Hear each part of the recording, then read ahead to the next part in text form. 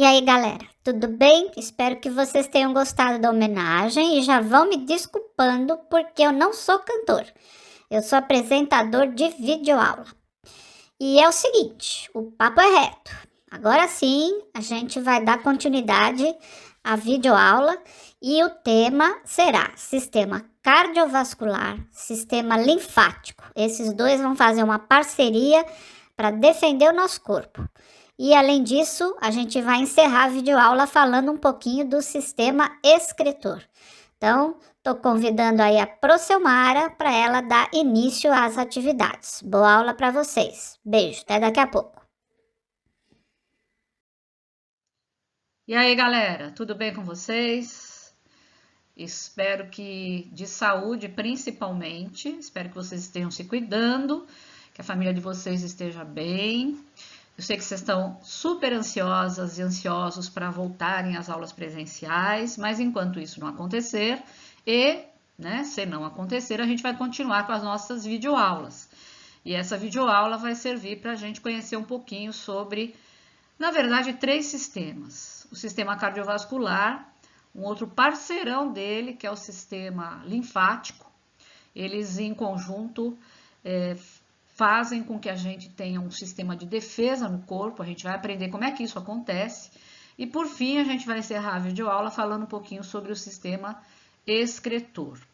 Na organização do conteúdo, vocês sabem, eu gosto sempre de trabalhar com a questão dos objetivos. Nosso primeiro objetivo, então, vai ser compreender a função desses sistemas, né? No caso, nós vamos começar com o sistema cardiovascular dos mamíferos, porque nós somos mamíferos. E isso é um diferencial, vocês verão daqui para frente por quê. Para que serve o nosso sistema cardiovascular? Tá aqui bonitinho, olha, ele vai transportar substâncias, ele vai transportar calor e junto com o sistema linfático, o parceirão dele que eu disse, eles vão defender o nosso corpo contra o ataque de agentes patogênicos. Quem são esses agentes patogênicos? Vírus, bactérias, substâncias não desejadas. Por exemplo, uma cobra te morde, ela vai injetar em você um veneno. O veneno da cobra é uma substância indesejada. Não precisa ser cobra, pode ser uma coisa mais suave, uma abelha, por exemplo. Então, o teu organismo vai ter que reagir para manter você vivo. A outra questão, outro objetivo é reconhecer desses sistemas que a gente vai discutir, mas a princípio do sistema cardiovascular, do sistema linfático, né, os órgãos e as representações que eles têm. Então, eu sempre gosto de mostrar as representações que aparecem nos livros didáticos, na internet e algumas coisas que são peças anatômicas, né, uma coisa mais visceral mesmo, para você reconhecer ao vivo como é que é. E em terceiro lugar, a gente vai entender o funcionamento, a fisiologia desses sistemas, do cardiovascular em parceria com o sistema linfático. Já adiantando que o sistema cardiovascular ele tem um tecido líquido que é o sangue e o sistema linfático tem um tecido líquido que é a linfa. Então, na verdade, esses dois sistemas em conjunto eles vão atuar fazendo a defesa do corpo. E aí alguns autores gostam de chamar de maneira geral de sistema imunológico. Espero que seja bastante útil para vocês, principalmente no contexto atual, quando tanto está se discutindo sobre um desses agentes patogênicos que está deixando todo mundo de cabelo em pé, que é o novo coronavírus. Vamos lá. Então, no primeiro objetivo, quando a gente diz assim, transportar ou distribuir substâncias e calor para todo o corpo. Eu separei esse pequeno texto, que é daquela revista super interessante, onde esse professor da USP, o professor Luiz Fernando Costa Rosa, ele diz o seguinte: pense no motor de um carro. Quando você o liga e a queima de gasolina produz energia, parte dela se perde na forma de calor. No caso do organismo, o motor fica dentro das células. Então, vamos lembrar que dentro de cada célula você tem alguns motores, né? Que são as mitocôndrias. A sede são os locais onde vai ter a produção de energia dentro da célula, que é o encontro, é o local de encontro do oxigênio com a glicose. Isso a gente já falou em aulas anteriores. Onde quebramos os carboidratos das massas e dos doces que comemos. Os ácidos graxos, tirados da gordura animal e vegetal, e os aminoácidos das proteínas de carnes e grãos. Eu não estou falando coisa de outro mundo, não. Quando a gente voltar lá na videoaula e pegar aquele mapa conceitual bem bacana que eu forneci para vocês, que fala um pouco do que acontece com cada tipo de alimento que a gente ingere, no que eles vão ser transformados, vocês voltem lá que vocês vão localizar exatamente isso, tá? Quando a gente consome carboidrato, ele vai ser transformado em glicose. Quando a gente consome as gorduras, elas vão ser transformadas em ácido graxo e glicerol. E quando a gente consome proteína, elas vão ser transformadas em aminoácidos. Tá lá, quem se dedicou e estudou vai lembrar, e quem não, volta lá atrás e se dedica e dá uma olhadinha no mapa conceitual que eu forneci lá naquela primeira etapa das atividades, aí da atividade 5, da videoaula, etc. Então, dessa forma, nossas células produzem uma molécula chamada adenosina trifosfato, conhecida no mundo do crime como ATP. Ou também a gente pode falar trifosfato de adenosina, usada pelo corpo para fazer de tudo, desde piscar os olhos até bater o coração. O calor é um efeito colateral da quebra. Ao fazer um esforço, precisamos de mais energia, portanto, produzimos mais ATP e acabamos sentindo mais calor. Por isso, suamos e ficamos quentes quando corremos. É isso que o professor conta pra gente. Então, eu coloquei o carinha aí do lado, né, correndo, e a gente também vai lembrar, né, que o suor, né, ajuda a aliviar esse excesso de calor, ajuda a manter a temperatura corporal estável, e a distribuição do calor pelo corpo, então, é feita via corrente sanguínea.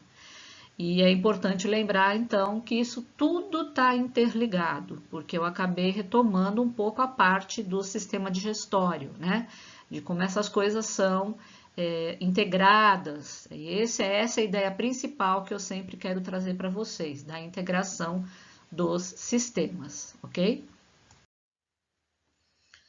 Bom, dando continuidade ainda à parte de função, né? Função relacionada ao sistema cardiovascular, que é a questão da defesa do organismo. E isso ele não vai fazer sozinho, ele vai fazer com um parceiro, que é o sistema imunológico, que a gente vai tratar mais de pertinho nessa videoaula. Para isso eu resolvi dar um exemplo bem prático.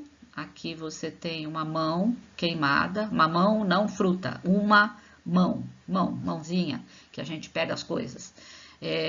Uma mão queimada com duas bolhas imensas, né? E a gente vai analisar o que é uma bolha. Então, você está vendo aqui uma bolha que tem essa película, que nada mais é do que a epiderme, a parte mais superficial da pele, e por baixo da epiderme você tem esse líquido amarelo. Vocês adoram fazer isso aqui, ó, que está nessa imagem, furar. Furar para tirar essa coisa nojenta e que não deveriam fazer isso, porque esse líquido é a linfa, que faz parte do sistema linfático, é um tecido líquido. Assim como no sistema cardiovascular, você tem os vasos sanguíneos e dentro deles circula o sangue, que é um tecido líquido. Você tem um parceiro dele, que é o sistema linfático, é composto também de vasos linfáticos e também outros órgãos. E dentro desses vasos linfáticos tem esse líquido amarelado que é a linfa. Essa linfa, além de água e uma série de substâncias, ela tem os glóbulos brancos, né? Conhecidos aí também como leucócitos, de vários tipos, inclusive aqueles que produzem os anticorpos, aquelas proteínas de defesa. Eles vão ficar aqui dentro da bolha monitorando, olhando para ver se você não comete a bobagem de furar a bolha. Porque quando você fura a bolha, você abre, né, o seu corpo, o seu organismo para o ambiente. E aí sim você vai causar um problema.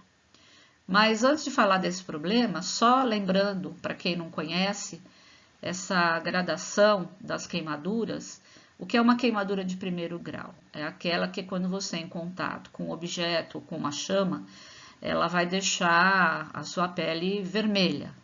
Vai doer, vai arder, mas vai ficar somente essa vermelhidão, não vai levantar bolha, provavelmente vai atingir o que? A própria epiderme e a camada bem superficial da derme, né? Alguns vasos sanguíneos superficiais ali da derme.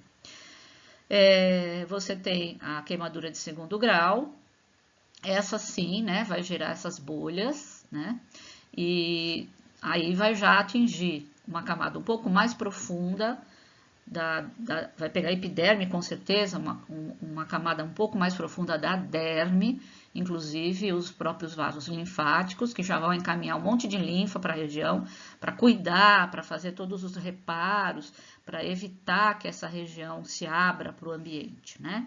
E vai inclusive cuidar desse reparo, que é muito importante, da reconstituição dessa área. Por isso que é bom deixar a bolha lá intacta. Enquanto a bolha estiver lá, o seu organismo internamente está trabalhando para reconstituir aquilo que foi destruído.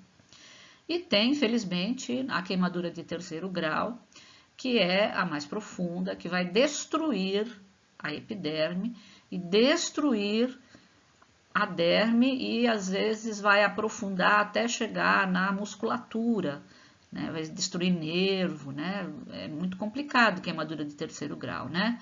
Deixa sequela, precisa realmente de um atendimento médico especializado, internação, não é uma coisa muito simples, não.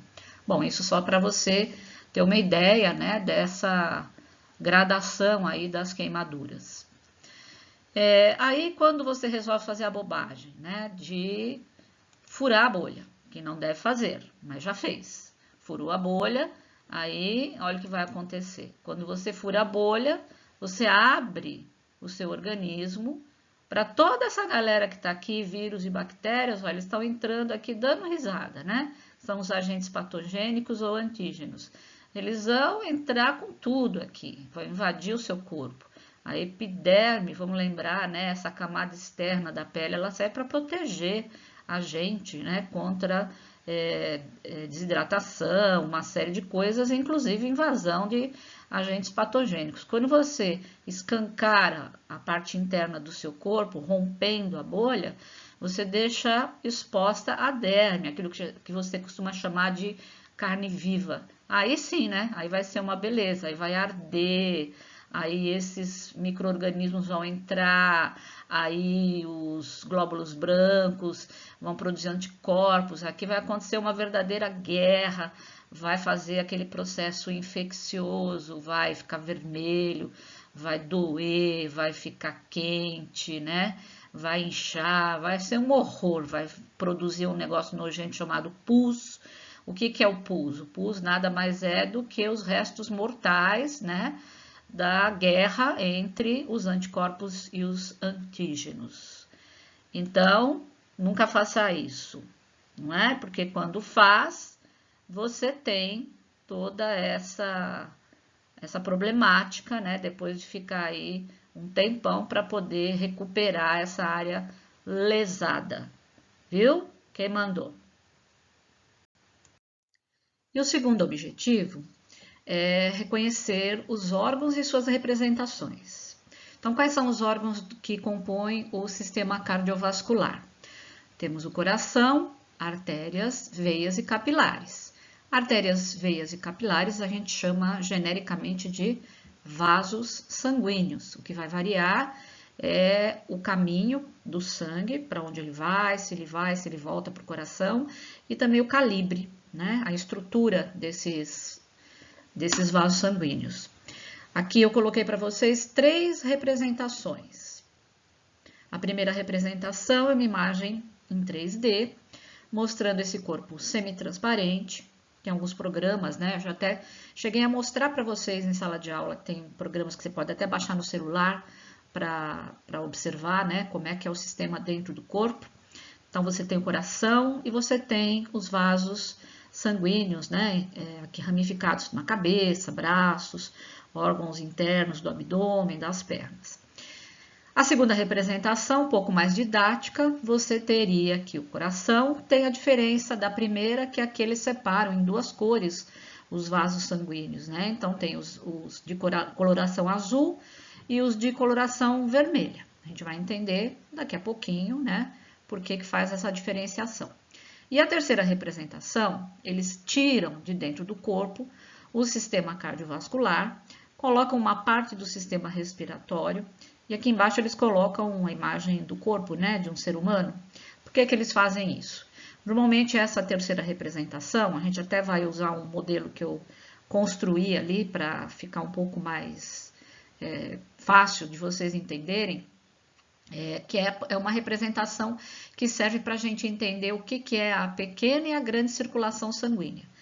A pequena circulação é aquela que vai do coração, que aqui está partido, né, pela metade no sentido do plano longitudinal, em direção aos pulmões e vice-versa, dos pulmões até o coração e do coração aos pulmões. O coração, ele está aqui, ele não está aqui embaixo, né? Não está fora, ele está entre os pulmões. Então, ele está do ladinho, ele está bem pertinho dos pulmões. Por isso que chama pequena circulação, porque o sangue vai caminhar só um pouquinho para ir de um órgão para o outro. A grande circulação é aquela que vai ocorrer entre o coração e todo o restante dos órgãos, tecidos e células do corpo.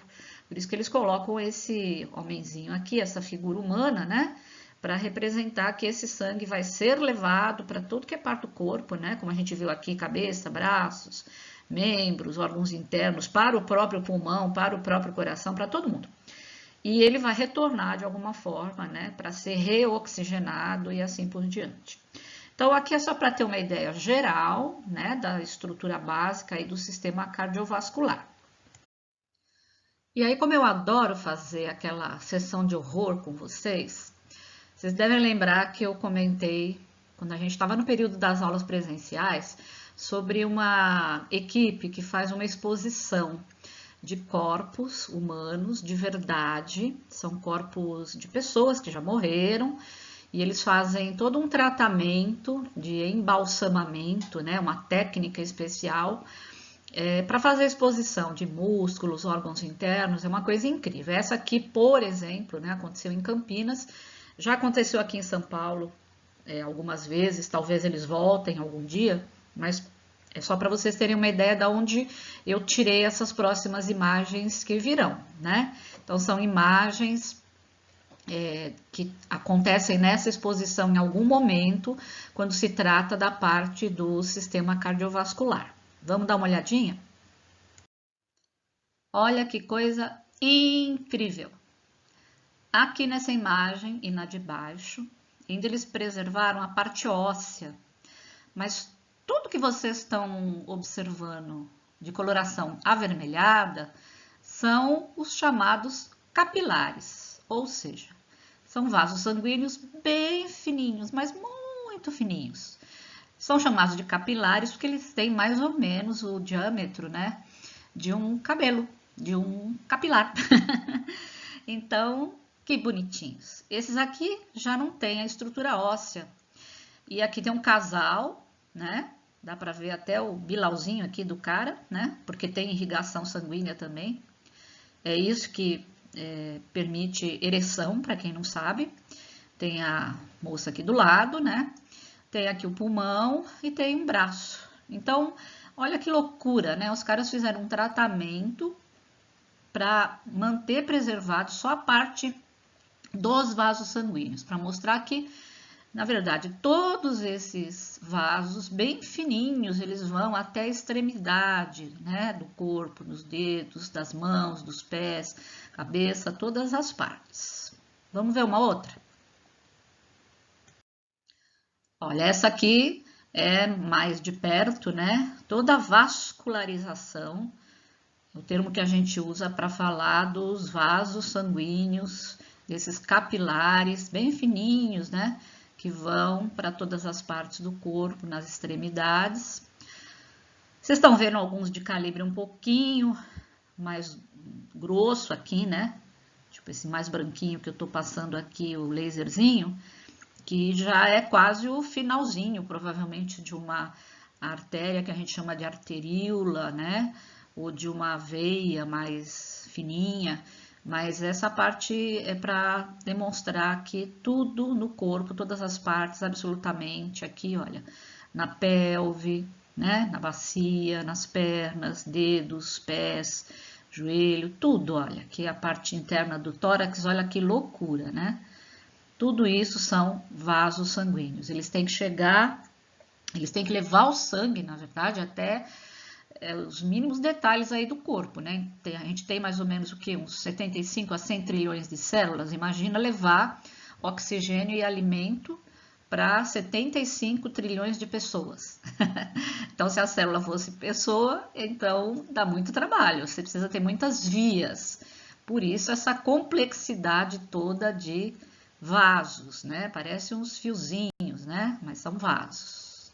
Vamos para a próxima. Nessa imagem, nestas imagens, né? A gente vê aqui a parte do tronco do indivíduo e é muito importante observar o coração, que é o órgão mais importante do sistema cardiovascular. Ele mesmo também recebe, né, sangue. Ele não é só uma bomba que manda sangue, traz o sangue de volta, bombeia de volta. Na verdade, ele também é vascularizado. Ele está cheinho aqui de capilares, né? Também de veias, artérias que vão alimentá-lo enquanto órgão. Os pulmões aqui ao redor. Aqui você tem à sua direita um detalhe dessa parte vascular aí do pulmão, pulmão direito e pulmão esquerdo, dos pulmões, enfim, né? Então aqui, para você ter uma ideia, toda essa parte vermelhinha, né? Não a parte branca seriam o que a gente viu na outra videoaula, os bronquíolos e os alvéolos. Essa coisa meio esponjosa, vermelhinha que vocês estão vendo, que seria a parte vascular dos pulmões, ok? E por fim, falando em representações, olha que bonitinho, né? Olha, quando você faz assim, sinal de coraçãozinho, né? Para quem você ama, de paixão. Aqui o coraçãozinho, o gif do coraçãozinho batendo, né? Que vocês viram lá na homenagem que eu fiz aí para vocês, para suas famílias, das festas juninas e julinas, que não bate muito com a imagem de um coração real, né? Então aqui você tem um gif de um coração humano de verdade. Eles fizeram essa montagem, mas é um coração humano de verdade, fechado, né? E dá para ver que o formato já não é muito parecido. Aí você vê que saindo dele, né, tem esses canos grossos, outros mais fininhos e tal. Então, na verdade, são as artérias e veias que vão e voltam aí do coração, ok? Mais um pouquinho de sessão horror para vocês. Eu sei que tem gente que gosta e tem gente que vai falar, ai, que nojo. Mas é assim mesmo, a vida é assim. Até tem aluno aí que, se pensar em ser médico, cirurgião, cardiologista, né, que vai cuidar desse órgão tão importante, vai ter contato com isso aí. Aqui, para ter uma ideia, né, do tamanho de um coração, depende do tamanho da pessoa, pode variar um pouquinho. Eles falam normalmente que é quando você fecha a mão em punho, seria um pouquinho, talvez maior do que a sua mão em punho fechada, né? Então, você está vendo essa parte amarelada, isso é gordura. Quando vai acontecer um transplante cardíaco, por exemplo, eles vão tirar esse coração de uma pessoa que teve a morte cerebral decretada, com aprovação da família. Aí esse órgão ele não vai ser retirado desse jeito e já colocado no paciente que vai receber, né, o órgão desse jeito. Ele vai ter que passar por um tratamento. Então, antes de ser colocado na pessoa, no receptor, né, sai do doador assim, ele passa por um tratamento onde eles vão, inclusive, retirar, né, esse excesso de gordura, alguns outros tecidos que estão aqui a mais, que não vão fazer falta, que vão até atrapalhar, na verdade, na hora de juntar, né, os principais vasos aí. Então, eles vão fazer todo um tratamento para depois, né, reimplantar no peito de uma pessoa que tem essa necessidade, Aqui você está vendo um outro coração. Esse aqui provavelmente é um coração para ser exibido em aula de medicina, né? Não é para transplante, mas esse aqui é uma sequência que eu peguei para questão de transplante mesmo, né? Pra você ver que aqui ele tá bem mais limpinho, não tem essa gordura amarela em cima dele aqui, ok? E aqui um GIF bastante famoso na internet, se você escrever lá, GIF batimento cardíaco, primeira imagem que vai aparecer desse coração. Na verdade é uma montagem, eles pegaram um coração humano e conectaram a uma máquina, e essa máquina faz o bombeamento para simular o movimento cardíaco, que é bacana, né? A gente não pode ver lá dentro, então eles tiram o órgão de dentro para os estudantes de medicina, né? Para ver como é que ele se comporta do lado de fora do corpo. Eu coloquei aqui ao lado uma gravura, só para a gente fazer uma comparação do que é real. Então aqui vocês estão vendo esses dois vasos bem juntinhos, mas são bem visíveis, né? Que são esses dois aqui, olha. Você tem a veia cardíaca anterior, bem justaposta à artéria marginal, que na verdade vai só mudar de nome, ela vai virar artéria coronária direita. Então é a artéria coronária direita junto com a veia cardíaca anterior. Então aqui na gravura e aqui quase ao vivo, ao morto, quer dizer, e a cores. Bonito, né? Aqui a gente tem a simulação de um coração partido. Coração partido não é aquele porque o amado ou a amada foi embora. Não, coração partido é um coração que foi cortado pela metade no plano longitudinal. Esse aqui tá fechadinho, né? E esses dois aqui estão abertos. Dá pra gente fazer uma certa comparação das estruturas. Por exemplo, vamos aprendendo então que o coração, ele tem uma parede bem espessa, que é praticamente músculo, né? Ele tem outros tecidos associados, porque ele é um órgão, ele é um conjunto de tecidos, tem vários outros tipos de tecido conjuntivo, né? O tecido mais importante que tem, o mais presente nele é o tecido muscular, mas tem outros tipos de tecidos presentes aqui. É importante, então, reconhecer que ele é um órgão musculoso e como todo músculo, se você malhar, se você fizer ele trabalhar legal, se você fizer bastante atividade física, ele vai ficar com uma tonicidade boa, né? Ele vai conseguir bombear bem legal, né? O sangue para suas artérias e assim por diante. Ele vai trabalhar bem. Se você for uma pessoa sedentária, como toda pessoa sedentária, a musculatura fica o quê? Ela fica flácida. Então, uma pessoa sedentária vai ter essa musculatura mais fragilizada, flácida mesmo, né? Aquele músculo molinho, né? Então, é interessante a gente começar a pensar nesse órgão dessa forma. É um órgão que precisa ser exercitado para funcionar legal.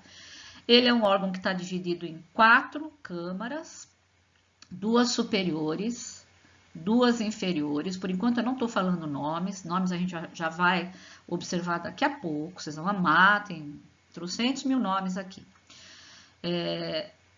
Você tem também artérias e veias de grande calibre entrando ou saindo dele. Então aqui também dá para a gente observar. E o que é bacana é observar essas coisinhas abrindo e fechando que você está vendo aqui, que você está vendo aqui, que você está vendo parcialmente aqui ou aqui. Aqui no coração de verdade dá para ver, né, com bastante clareza aqui, olha, abrindo e fechando, aqui também, aqui também. Então, essas são válvulas, tem vários tipos de válvulas. Então, de forma geral, o coração tem muito músculo na sua parede, é um órgão musculoso, né? Tem bastante tecido muscular, tem outros tecidos também. Ele está dividido em 4 câmaras, 2 superiores e 2 inferiores, e há uma série de vasos de grande calibre que trazem o sangue ou levam o sangue para fora dele, e tem também essas coisinhas que abrem e fecham, que são as chamadas válvulas. E tudo isso, que eu sei que vocês amam de paixão, na área de biologia, tem nomes. Então, vamos conhecer um pouquinho esses nomes.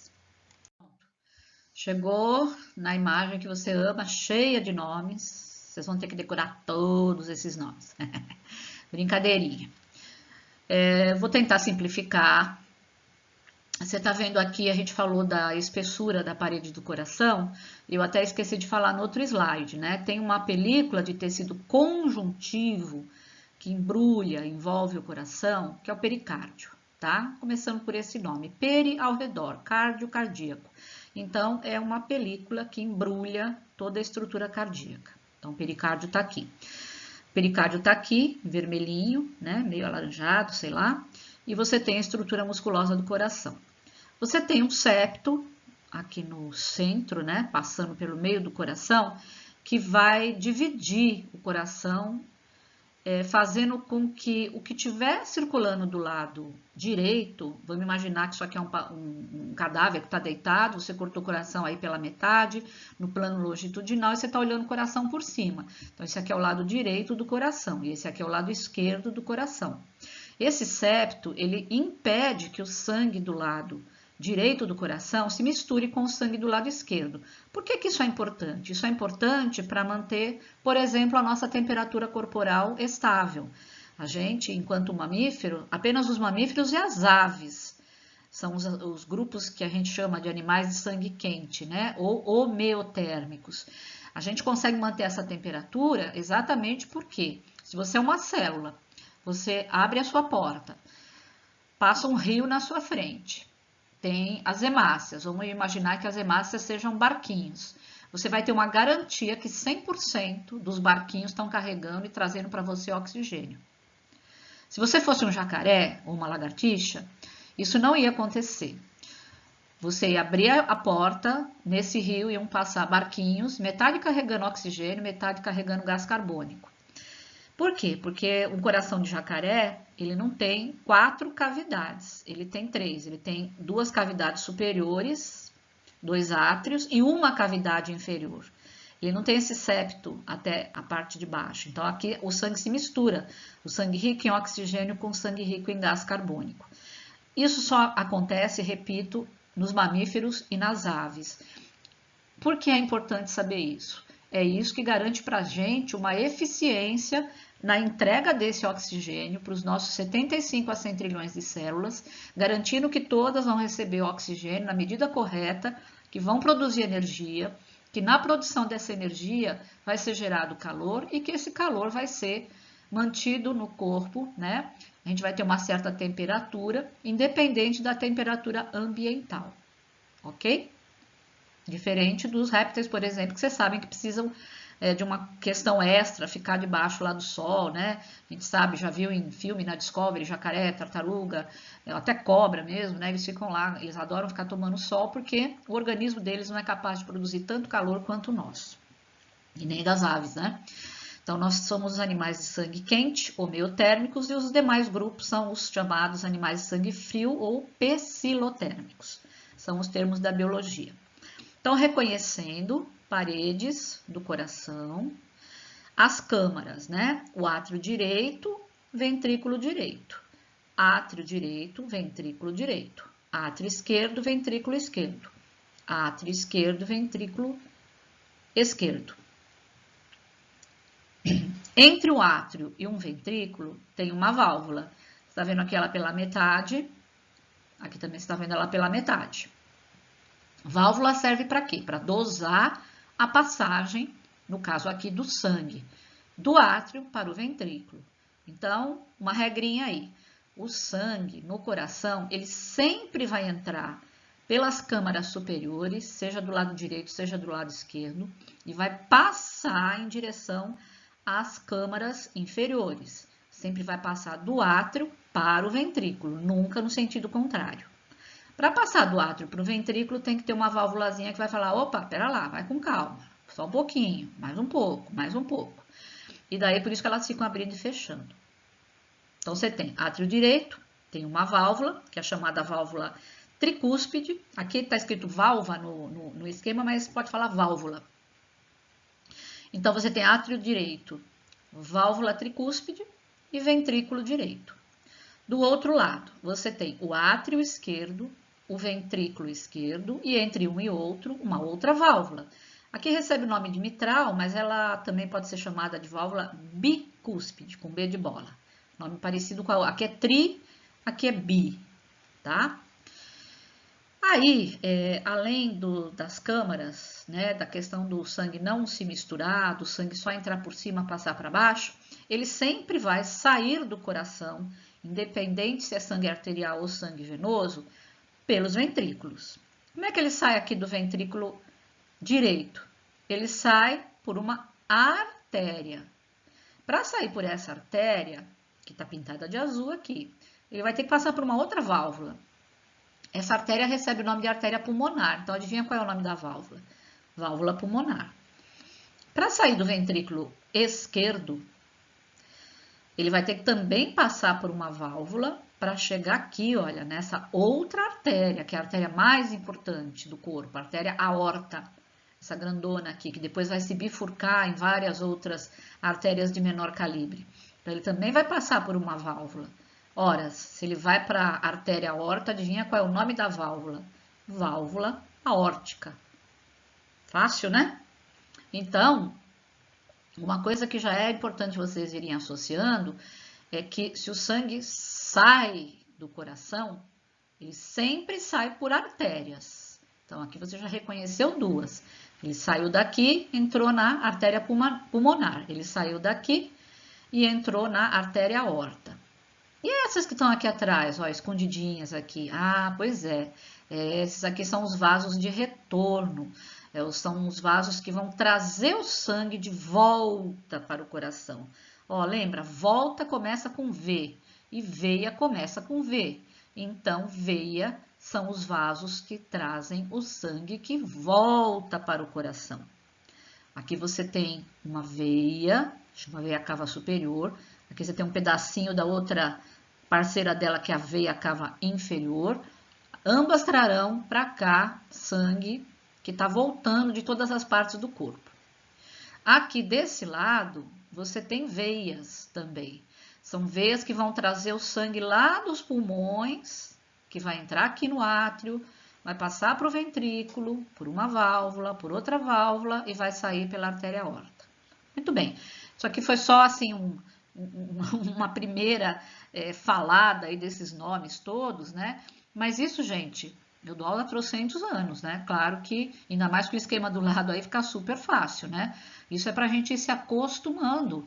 No ensino médio, vai ser daí para mais. Eu tô até sendo suave com vocês, tá? Não tô querendo que vocês gravem nenhum outro nome que não esses que são os mais fundamentais, porque vocês estão no ensino fundamental. Vamos pro próximo. E olha só que maravilha. Ainda falando da parte de anatomia, da estrutura dos órgãos. Você tem aqui a representação, o esquema de uma artéria, você tem o esquema de uma veia e você tem o esquema de um capilar, aquele vaso sanguíneo fininho. Olhando aqui para a direita, você tem a representação, provavelmente, não tenho certeza, de uma artéria. Quando ela se divide e forma vaso de um calibre menor, a gente pode chamar de arteríola. Assim como as veias, quando se bifurcam e formam vasos de menor calibre, a gente chama de vênulas. Mas ambas, ao se bifurcarem, elas vão chegar até essa estrutura bem fininha, né? Esses vasos bem fininhos que são os chamados capilares. Qual é a diferença morfológica, a diferença estrutural que tem entre esses três tipos de vasos? Aqui tem um cruzamento de seta para lá e para cá, mas acho que vocês vão entender. Só de olhar dá para entender que se artéria é o vaso que faz o sangue sair do coração, independente de ele estar carregando sangue arterial ou sangue venoso, a artéria tem que ter uma parede, uma estrutura, né, da parede muito forte. Ela tem uma estrutura muscular, que é essa parte vermelhinha, bastante resistente, bem musculosa. Que imagina, o coração é o que vai bombear. Quando o sangue é bombeado, se não tiver um vaso sanguíneo forte, consistente, estoura e vai vazar, vai ter um problema aí, né? Então, a veia já não, a veia é o vaso que vai trazer o sangue de volta do corpo. Então, uma outra história. Aliás, as veias precisam até de uma força, porque nós somos animais bípedes, se a gente for pensar A artéria, as arteríolas e os capilares levaram sangue rico em oxigênio lá para a célula do dedão do pé. E para voltar a gente tem que vencer uma coisa que a gente não pode esquecer, que é a força da gravidade, força gravitacional. Quando a gente está deitado ainda melhor, mas quando a gente está de pé em atividade durante o dia, como é que esse sangue vai subir, vai vencer essa força gravitacional? A força da gravidade vai puxar tudo para baixo, viu, gente? Inclusive seu sangue, os líquidos todos. Então, as veias, além delas serem, a parede das veias ser um pouco mais delgadas, né? Elas também têm válvulas, válvulazinhas, microválvulas lá dentro, para ajudar a impulsionar esse sangue na circulação de retorno ao coração. Então, normalmente as artérias são mais robustas, as veias têm a parede um pouco mais delgada, aqui tem todo um detalhamento, depois se você quiser, né, no domingo à tarde, quando você não tiver nada que fazer, você estudar com mais afinco, né, se dedicar aqui a esses nomes todos. Tô brincando, não precisa tudo isso, mas só para entender, né, que cada coisa tem a sua função. Normalmente a artéria, independente do que ela está carregando, tem que ser forte, paredes musculosas, grossas. As veias têm as paredes um pouco mais delgadas e os capilares têm, inclusive, uma única parede, né, que a gente chama uma única camada. Essas camadas são reconhecidas como túnicas. Vocês podem ver aqui, olha, vaso constituído por 3 túnicas, tarará, tarará. Quando chega aqui nos capilares, eles falam que tem uma única túnica, uma única camada de tecidos, que são esses fininhos aqui, ó, bem fininhos, que nem o fio de cabelo. Por isso que chama capilar. E aqui, só chamando um pouquinho a atenção, eu coloquei a representação, né, um esquema, de uma artéria com a parede obstruída por gordura. Então, não é brincadeira esse negócio de colesterol, de gordura ruim, né, que vai se acumulando nas paredes e vai estreitando a passagem. Isso aqui seria uma representação de uma hemácia, né, coitadinha, tá tentando passar e tem essa coisa gosmenta aqui no meio do caminho, então ela para. Aqui tem uma, se você pensar que tem milhões de hemácias precisando passar e levar oxigênio para alguma parte do corpo, esse sujeito logo vai ter aí um problema sério, né? Vai ter um infarto, um AVC, alguma coisa assim. Então essa gordura, ela fica nas paredes internas, principalmente das artérias, obstruindo. Quando chega a obstruir total, vai começar a formar um trombo, uma trombada, uma trombose aqui, né? E isso vai criar um problema para o indivíduo. Se for no cérebro, vai ter um AVC, né? Que é acidente vascular cerebral. Enfim, isso aqui é só uma demonstração um pouco da parte da saúde, né? Porque esses vasos têm que estar limpinhos, não pode ter essa gordureira toda. Então, para de comer hambúrguer, para de comer aquela salsicha gordurenta, pingando gordura lá, viu? Não frita muita coisa não, evita fritura, que você vai crescer com saúde. E seguindo, que bonitinho, no capricho, saído do forno agora para vocês. Quando a gente fala em funcionamento, fisiologia do sistema cardiovascular, aí a gente já saiu da parte anatômica, a gente quer saber como é que ele funciona, né? Tá aqui o mesmo coraçãozinho lá que eu tenho usado nas imagens anteriores, só que agora eu diminui o tamanho e agora a gente vai falar efetivamente do que é a pequena e a grande circulação. Repetindo o que eu tinha falado, a pequena circulação vai ser todo o sangue que circular entre o coração e os pulmões. Aqui eu não sei se dá para ver, ficou meio clarinha a imagem, mas tem um par aqui de pulmões. E aqui dentro tem um fenômeno que vocês já estudaram em aulas anteriores, que é a hematose. O que é mesmo a hematose? Que vai acontecer dentro dos alvéolos pulmonares é a troca do oxigênio pelo gás carbônico, ou vice-versa, depende de onde você está. Então, o que vai acontecer é que se o coração está dentro, né, entre os pulmões, é bem pertinho, então a gente chama isso aqui, essa parte aqui, né, de pequena circulação. Agora, por outro lado, essa circulação ele tem que bombear para todas as partes do corpo o sangue arterial rico em oxigênio. Então, como o coração está distante lá do dedão do pé, provavelmente a distância é maior, então você chama de grande circulação. Braços, cabeça, enfim, é tudo que está mais distante do coração.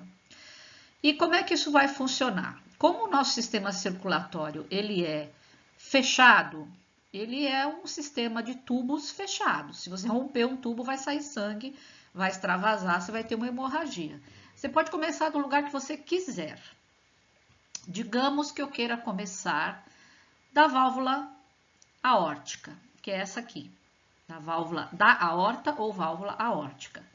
Lembra que desse lado, do lado esquerdo do coração, só circula sangue arterial, rico em oxigênio.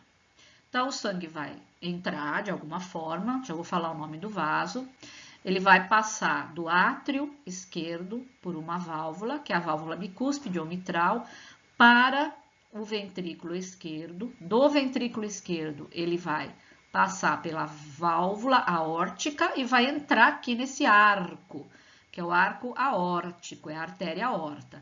A artéria aorta, como eu disse, ela vai se ramificar, ela vai se bifurcar, ela vai para todas as partes do corpo. Ela vai para a cabeça, ela vai para os membros superiores, ela tem parte dela que vai inclusive alimentar o próprio pulmão, o próprio coração. Tem parte dela que vai descer por trás aí, né, desse coração e vai alimentar os órgãos do abdômen, os membros inferiores. E quando eu digo alimentar, é aquele processo que vocês conhecem, é a respiração celular. A célula vai receber esse oxigênio, ela vai receber glicose, ela vai fazer aquela reação química, que um dia mais tarde vocês vão reconhecer, inclusive com a fórmula química bonitinha, né? Deixa aí para chegar no 9º ano. E daí a célula vai devolver o quê para esse sangue? Lembra que eu falei dos barquinhos?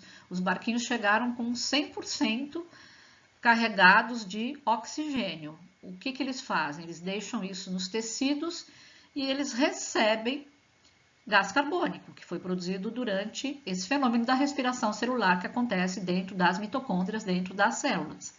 Muito bem, esse gás carbônico vai preencher todo aí o volume sanguíneo e aí ele vai ter que retornar para algum lugar. Você não pode ficar com um monte de gás carbônico acumulando no sangue.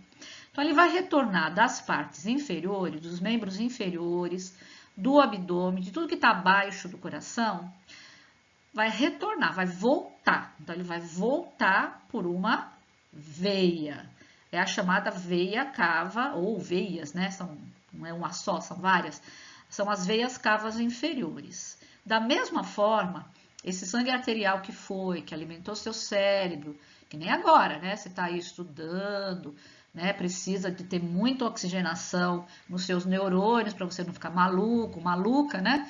E aí as suas células vão trabalhar e vão devolver para esse sangue o gás carbônico. Ele vai ter que retornar. Você não pode ficar com esse gás carbônico acumulado. Então, seja da cabeça, seja dos órgãos que estão acima do coração, ao seu lado, né? Os membros superiores, aqui no caso. Esse sangue vai ter que retornar.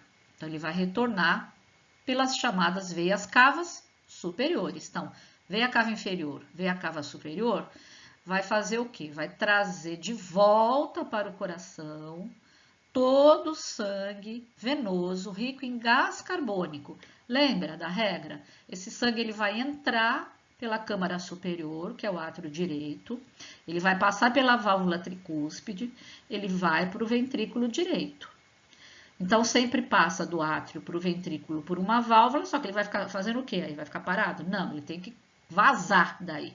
E ele vai sair fora por uma válvula, que é a válvula pulmonar, que vai jogar esse sangue para a artéria pulmonar, que vai levar o sangue para fora do coração. Então, ela é uma artéria que está levando o sangue para fora do coração, o sangue está saindo do coração, mas veja, é uma artéria que está carregando sangue venoso. Eu estou insistindo nisso porque é absolutamente comum o aluno associar que veia só carrega sangue venoso e a artéria só carrega sangue arterial. Errado, meus queridos e minhas queridas. Na verdade, você tem aí as duas exceções. Você tem uma artéria carregando sangue venoso. E ela vai para onde? Adivinha? O que ela vai fazer? O que as hemácias vão fazer com esse monte de gás carbônico? Vamos se livrar dele. Então, vamos embora, galera. Vamos lá para o pulmão. Então, esse sangue todo vai lá para o pulmão. Chegando lá nos pulmões, ao redor dos alvéolos tem todos aqueles capilares que vão fazer a tal da hematose, a troca, toma lá da cá. Toma esse monte de gás carbônico, volta para o pulmão, quando você solta o ar ele vai embora para o ambiente e ao mesmo tempo essas hemácias vão recolher o máximo que elas puderem do gás oxigênio que acabou de chegar quando você puxou o ar para dentro, inspirou. Inspirou, trouxe vários gases, inclusive o gás oxigênio, mas é só ele que nos interessa. Muito bem. Agora, os seus barquinhos, as suas hemácias estão repletos de oxigênio. Vamos fazer o que com isso? Bora voltar pro coração. Ó, tem 2 ramos aqui. Quem é que vai trazer esse sangue de volta para o coração? Volta. Veia, lembra? Veia, volta, volta, veia, veia, volta. São as chamadas veias pulmonares. Então, as veias pulmonares vão chegar aqui no átrio esquerdo. Então, do lado esquerdo do coração, só vai circular sangue arterial. Do lado direito, só sangue venoso, por isso que não mistura. Então, as veias pulmonares, que agora já pegaram um monte de oxigênio, lindo, maravilhoso, vão entrar pelo átrio esquerdo. Lembra que só pode entrar por cima e passar para baixo. Então, vão passar pela válvula mitral ou bicúspide para o ventrículo esquerdo. E adivinha, ventrículo esquerdo, ventrículo importantíssimo, ele vai encaminhar esse sangue rico em gás oxigênio para a artéria, a aorta, da onde nós começamos, para todas as partes do corpo. Gente, isso é a pequena e a grande circulação. Você pode ler depois com calma, quando você estiver assistindo, você dá uma parada, você lê, como eu digo assim, né, domingo, à tarde, à noite, você não tem nada que fazer, você vai ficar estudando e vai ficar fazendo esse exercício de entender para onde vai, para onde vem o sangue arterial, o sangue venoso, por essas artérias e veias que são as mais importantes. Eu não vou atormentar vocês com nenhum outro nome que não esse. Esse quadro, para mim, é o suficiente. Se você sair das aulas e souber, né, olhando, explicar para alguém isso, é super bacana. Eu até facilitei, eu coloquei aqui, né, por exemplo, olha, veia cava superior, recolhe sangue venoso. Então, aqui sim eu coloquei uma legendinha azul, aonde passa sangue rico em gás carbônico. E aonde passa sangue rico em gás oxigênio, eu coloquei a legenda vermelha, tá? Tanto que a artéria pulmonar, que é aquela que sai do ventrículo, a legenda tá azul, porque é sangue venoso.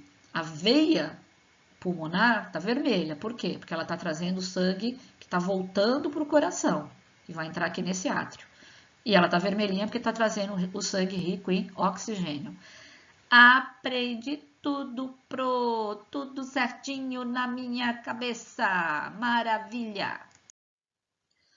E como a Pro é muito legal, para quem não gosta de esquema, para quem gosta de ler, eu tenho aqui um resumo sobre a grande circulação e um resumo sobre a pequena circulação. Ou seja, tudo isso que eu falei no slide anterior está aqui resumidinho, com cores distintas, né? Tudo que tiver aqui, ó, gás carbônico é azulzinho, tudo que tiver gás oxigênio é vermelhinho, tá bom?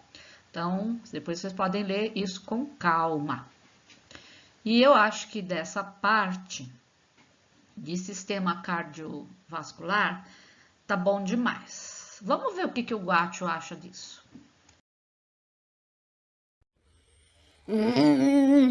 É fio pra lá, é tubinho pra cá, artéria, veia, válvula, É complicado, mas eu vou me esforçar. Eu vou aprender. Eu vou ficar louco, mas eu vou aprender direitinho. Você vai ver.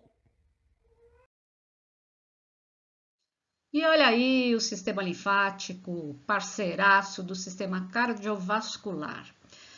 Vocês já me ouviram dizendo que ambos trabalham no sentido de trazer imunidade para o nosso corpo contra a ação de agentes patogênicos, ou seja, eles promovem a defesa do organismo.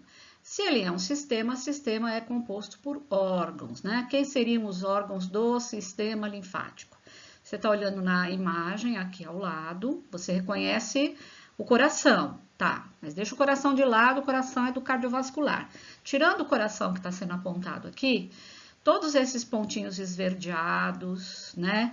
Esses fiozinhos, que na verdade são canais, são tubos, são vasos, parte de alguns órgãos, como você observa aqui, medula óssea, amígdalas, que são glândulas, o timo, essa coisa amarela que você está vendo, vai conhecer, não vai confundir com o timão, hein? São partes de... o timo, por exemplo, é uma glândula, ou partes de órgãos ou órgãos, né? Como é o caso do baço, né? E esses pontinhos... o apêndice também, que eu esqueci de falar. E esses pontinhos esverdeados, né, são chamados linfonodos ou nódulos linfáticos. E tudo isso está interligado por esses canais que conduzem esse tecido líquido que é a linfa. Às vezes o aluno tem dificuldade de entender o que é linfa. A linfa é um tecido líquido que está exatamente preenchendo o espaço entre órgãos, entre tecidos, entre células. Esse sistema, o que ele faz é conduzir um pouco esse líquido dessas regiões do corpo em direção à corrente sanguínea. Então, ele vai, leva um pouco para lá, leva alguns elementos que são importantes, como células de defesa, anticorpos, e retorna, às vezes, também com esse tecido líquido para o próprio sistema linfático. Então, ele faz esse leve trás da linfa, de todas essas regiões do corpo em direção ao sistema cardiovascular, à parte sanguínea. Então, essa é a função principal do sistema linfático. E nesse sentido, na próxima imagem, eu vou mostrar um pouquinho mais de perto cada uma dessas partes, ou glândulas, né, ou órgãos, para vocês reconhecerem, porque muitos de vocês talvez nunca tenham ouvido falar sobre o que é timo. Né? O que é o timo? Nunca ouvi falar nisso, então vamos reconhecer um pouquinho essas coisas que vocês não tiveram contato ainda. Então, cá estão. Se você abrir o bocão, lá no fundo, você está vendo aqui a garganta de uma pessoa, essa projeção a gente chama de úvula, mas o que eu quero demonstrar nessa imagem mesmo são as amígdalas, essas glândulas que são apontadas como órgãos linfóides. No passado, eu não sei ainda como é que a coisa está funcionando na área de medicina, mas algumas crianças, elas tinham infecções muito graves e essas amígdalas, elas inchavam muito, fechando a garganta da criança e dificultando a respiração. Por isso que era uma orientação dos pediatras para que elas fossem retiradas. Eu mesmo passei por esse processo, sei lá, minha mãe me levou ao pediatra e ele achou melhor retirar e eu não tenho essas amígdalas. Mas elas não são inimigas, né? Eu acabei de dizer, elas fazem parte do nosso sistema linfático. Então, elas são órgãos linfóides, então elas produzem anticorpos, glóbulos brancos, enfim. É que eu acho que vai depender muito do caso, né? Eu não sei como é que na medicina agora se faz, vocês que são mais jovens aí, podem me contar depois, né? Quem tem, quem não tem amígdala, se extraiu, por que extraiu.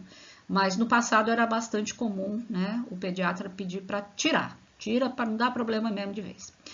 Aqui ao lado você está vendo o timo, aqui no corpo, a região onde ele fica sobre o osso do meio do peito, que é o osso externo, né? O osso externo é aquele osso que conecta as costelas à coluna vertebral.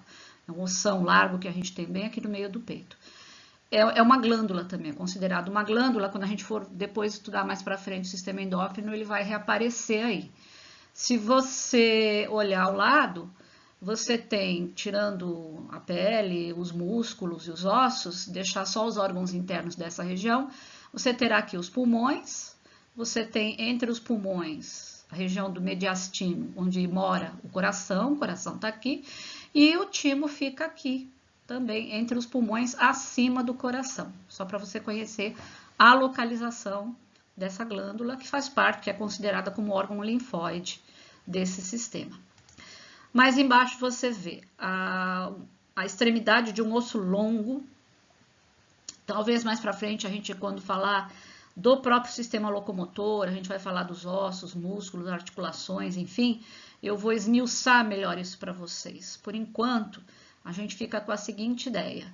Quando os nossos ossos estão em formação, que você tem uma ideia, eles cortaram o osso, né, um pedaço do osso, para expor a parte interna, ele tem uma extremidade, por fora ela é revestida de cartilagem, a ponta óssea, ela parece uma esponja, toda cheia de buraquinhos, por isso que chama osso esponjoso.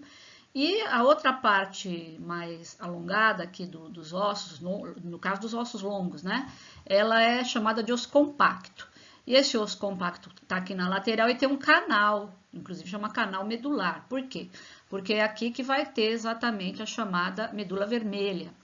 Essa medula vermelha, ela preenche esses buraquinhos e ela também preenche esse canal. Isso quando a gente é mais pequenininho. Conforme a gente vai crescendo, essa medula vermelha, ela vai dando espaço, ela vai se transformando, na verdade, naquilo que a gente chama de medula amarela, né? E a medula amarela, aposto que alguns de vocês que já tomaram o caldo de tutano, o que é o tutano? É a medula amarela dos ossos dos bovinos. Então, vocês já até comeram medula amarela, que já foi vermelha, e vocês nem sabem que vocês comeram medula óssea. Tá aí, ó. Então, é também considerado uma parte de um órgão, mas fazendo parte do sistema linfático. Aqui ao lado, um desenho de um corpo, mostrando os pulmões, só, né, os limites aqui dos pulmões. O figadão, que é um órgão imenso, né? Embaixo do fígado você vê o estômago, aqui dá para ver o intestino grosso e no meio o intestino delgado. Mas este vermelhinho, pintadinho vermelho aqui, é esse sujeito que está aqui, que é o baço. Esse é um baço de verdade, foi extraído. Isso é peça de aula de anatomia, né, para os estudantes aí das áreas de medicina. Enfim, a cara do baço é essa aqui. Às vezes a gente acha que o órgão só faz aquilo na vida, né? Então, uma das funções do baço está relacionada com a questão de defesa, como essas outras coisas que eu estou mostrando. Uma outra função do baço que é importante, eu já vou até adiantando, é que é nele que se reciclam as nossas hemácias. As nossas hemácias, elas duram pouco tempo no corpo, até no máximo uns 5 meses, 3 a 5 meses. Depois elas morrem e aí o material que as compõe será reciclado aí nesse órgão para fabricar novas hemácias. Então, aí é a fábrica de reciclagem das hemácias.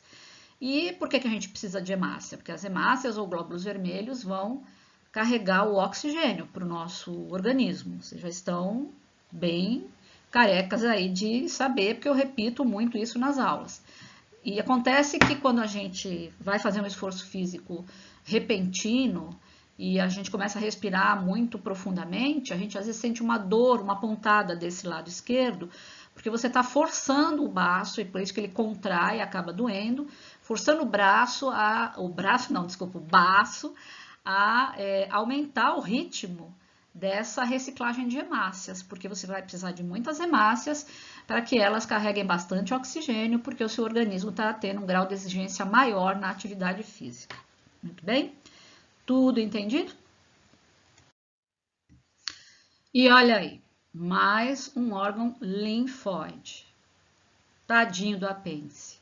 Esse apêndice, essa coisinha pequenininha que você está vendo, que fica entre o intestino delgado e o intestino grosso, que as pessoas acham que é uma porcaria que só dá trabalho, que infecciona, que dá dor na pessoa, que tem que operar, se às vezes demora para operar dá problema. No fundo, o apêndice vermiforme, que tem um formato de um vermezinho, ele tem uma função importante relacionada à produção, né? Hoje em dia se conhece mais essa função, há também a produção de anticorpos, a parte imunológica do corpo, por isso que ele foi inserido aí como órgão linfóide também. Aqui, se você entrar dentro da barriga de uma pessoa com uma câmera, hoje em dia se faz muita cirurgia por videolaparoscopia, que se chama, você vê esse apêndice aqui, ó, o apêndice vermiforme, a parte branquinha, essa parte amarela é gordura, é banha. O apêndice vermiforme tá aqui. Então, eu fiz eu delineei aí em volta só para você ter uma ideia de como é que ele é dentro do corpo, beleza? E, finalmente, os linfonodos ou gânglios linfáticos. Então, vamos conhecer um pouquinho dessa galera. Como na figura anterior, vocês viram os pontinhos esverdeados, que são interconectados pelos vasos, são os vasos linfáticos.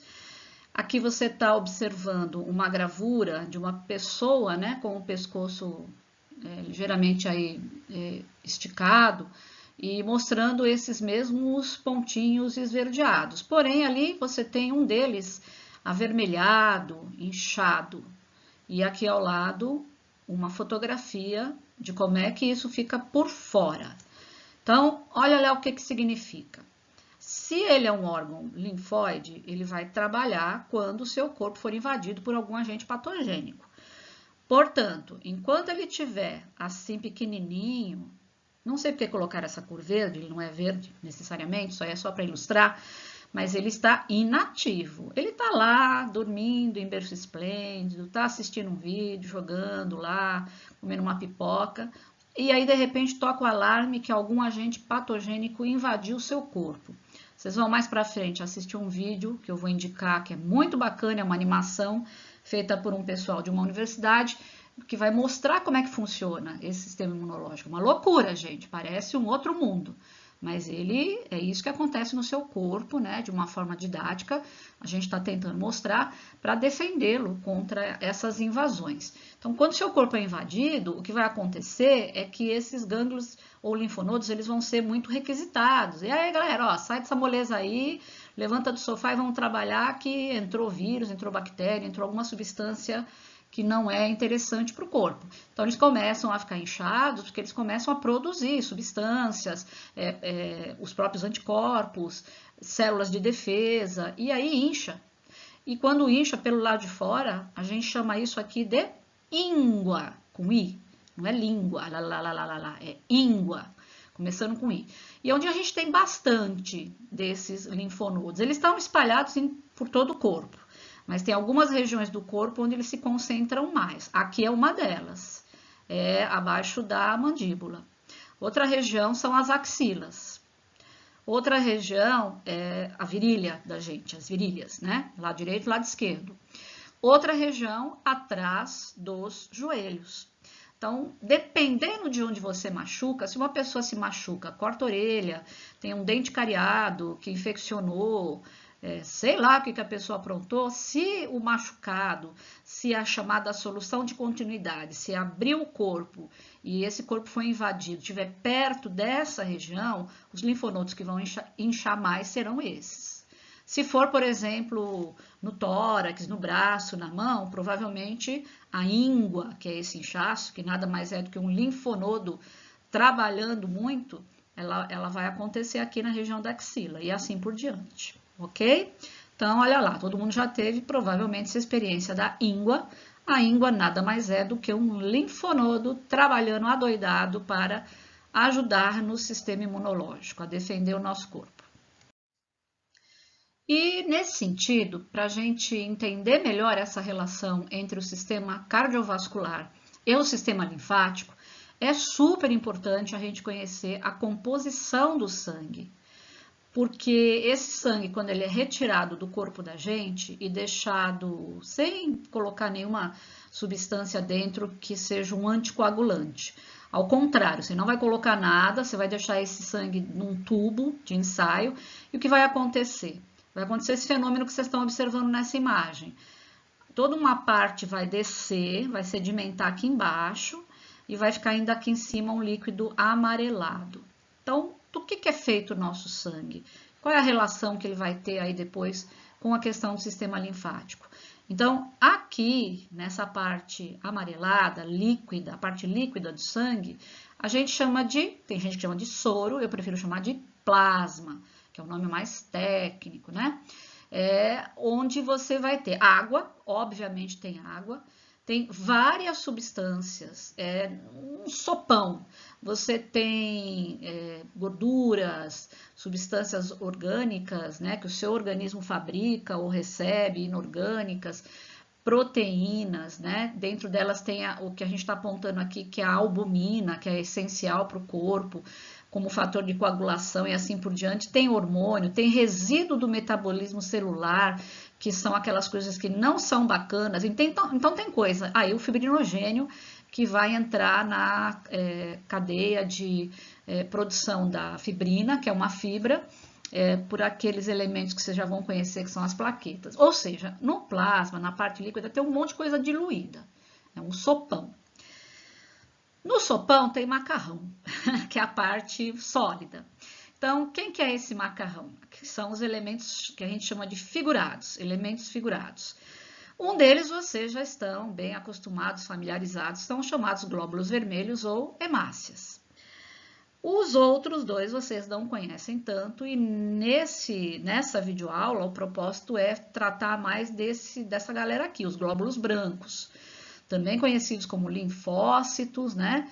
Mas você também tem várias categorias desses glóbulos brancos. Glóbulo branco é um nome genérico.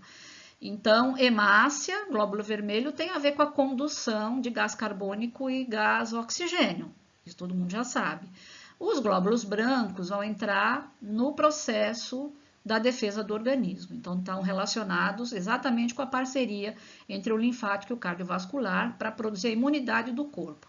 E as plaquetas, que também são conhecidas no mundo do crime como trombócitos, você vai entender, né? Porque trombócito lembra de trombada, e é exatamente o que acontece quando você corta um vaso sanguíneo, para você não morrer de hemorragia. Essas plaquetas elas vão atuar produzindo e fazendo toda uma intermediação de uma cadeia de reações químicas até produzir uma fibra, uma tela, uma rede de proteção para impedir que as hemácias continuem saindo do seu corpo, senão você morre, ok? Vamos conhecer um pouquinho aqui ao lado quem são eles. Então, comparando aqui, você tem uma hemácia, a hemácia tem esse aspecto mesmo, parece um bolinho amassado no meio. Então, esse é um glóbulo vermelho, é o que a gente mais tem no sangue, tem muita hemácia, não dá nem para comparar em relação ao volume de glóbulo branco e plaqueta. Hemácia é o que a gente mais tem no sangue. Ela é vermelha, porque dentro dela tem uma substância chamada hemoglobina, e para a formação dessa substância, você precisa do elemento químico ferro. E onde o ferro está presente, tudo fica meio avermelhado, meio cor de ferrugem. Então, as nossas hemácias são avermelhadas, por isso que o nosso sangue é vermelhinho, porque são elas que aparecem em maior quantidade aqui. Uma pessoa que tem deficiência de ferro no sangue, a hemácia não vai conseguir produzir essa tal hemoglobina, então não vai nem conseguir ter hemácia suficiente, portanto vai ficar com uma coisa chamada anemia. Enfim, conhecendo um pouquinho mais de perto aqui, isso aqui é um glóbulo branco. O glóbulo branco parece um pompom, fofinho, olha que bonitinho. E essa coisinha estranha, esse ser estranho aqui, que não é exatamente uma célula, é uma plaqueta. Ele é um pedaço de célula, que a gente pode dizer. A plaqueta é que vai ter a função importantíssima de fazer a rede de proteção, que é a coagulação sanguínea quando a gente se corta, para a gente não morrer de hemorragia. Essa imagem aqui só está mostrando, mais uma vez, que a região do corpo, por exemplo, responsável não só pela produção de linfócitos e glóbulos brancos, mas também de plaquetas e de hemácias, são essas regiões, as extremidades, a medula óssea. Tá aqui, olha, a importância da medula óssea mais uma vez, ok? E se a gente nas escolas tivesse, principalmente nas escolas públicas, né? A gente tivesse uma condição ideal de materiais, de laboratório, de ciências, daria para a gente fazer esse preparo. Esse preparo é feito, na verdade, com uma gotinha de sangue, você dá uma picadinha no dedo do aluno, né? Com toda a asepsia, aí pinga numa lâmina de vidro. Com outra lâmina, você dá uma esfregadinha, tem uma técnica chamada de esfregaço, para espalhar essas hemácias. E antes que elas sequem, você vai pingar um corante, que no caso a gente usa azul de metileno, principalmente para observação de hemácia. Pô, professora, você está falando hemácia, mas cadê as hemácias? As hemácias são exatamente essas bolinhas aqui, olha, meio lilás, arroxeadas que vocês estão vendo. Veja como eu falei, né, na imagem anterior, que você tem sempre no sangue muito mais hemácia do que glóbulo branco e do que plaqueta. Então, tudo que você está vendo que tem esse formato é hemácia. Mas você pode usar também, por exemplo, um outro corante que é a eosina, dependendo do que você quer fazer, para atingir melhor, né, e observar melhor, glóbulo branco. Ó, o glóbulo branco ele é bem maior do que hemácia. Na imagem anterior, né, pareceu o contrário, mas é o ângulo lá que foi tirada a foto, Aqui você está vendo 3 tipos de glóbulos brancos distintos. Perceba que esse aqui, essa parte do meio, grandona, mais de um roxo mais forte, é o núcleo de glóbulo branco, que aqui no caso é único, é um tipo de glóbulo branco. Aqui você está vendo que ele é todo dividido em partes, e aqui ele é dividido só em 2 partes.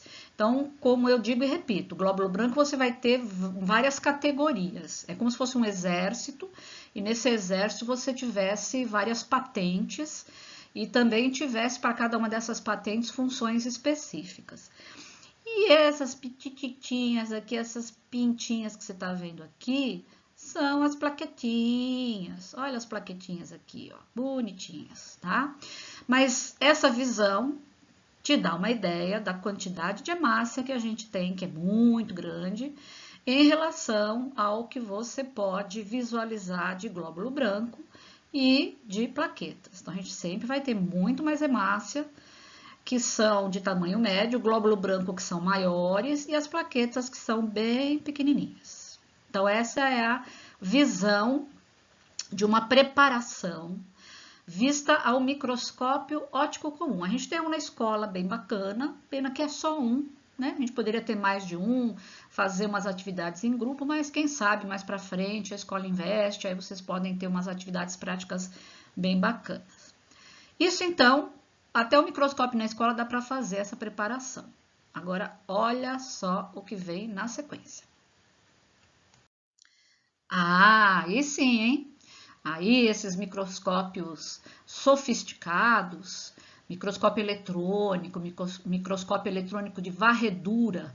Aqui no caso são 3 imagens feitas a partir de microscópio eletrônico de varredura. É um equipamento super sofisticado, só tem instituto de pesquisa. Obviamente que nunca uma escola vai ter um negócio desse, mas ele possibilita o aumento, né? Muito mais aumento para a gente observar mais de perto esses elementos figurados.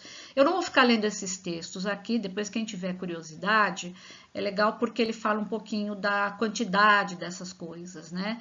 E também de algumas funções.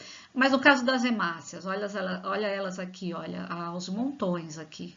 Muitas hemácias, né? Aqui numa imagem mais próxima, ainda essa parte vermelha são as hemácias. Aqui tem 2 imagens, não sei se dá para distinguir.